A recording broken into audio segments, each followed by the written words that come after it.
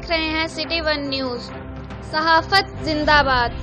City one news की खबर पर एक्शन और press club unity of Punjab की खसूसी काविशों से सरगोदा प्रेस क्लब के सीनियर सहाफ़ी अनीस अकरम से बदतमीजी करने वाली DPO अमारा अजहर को तब्दील कर दिया गया।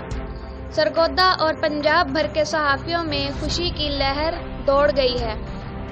सरपरस्त मोहम्मद अनीस भट्टी, सूबाई सदर हाजी इलियास चौधरी और सूबाई general secretary press clubs unity of Punjab Hasan Bukhari ने IG पंजाब पुलिस के अहकामात पर उनका शुक्रिया अदा किया है। बिस्मिल्लाहिर्रहमानिर्रहीम।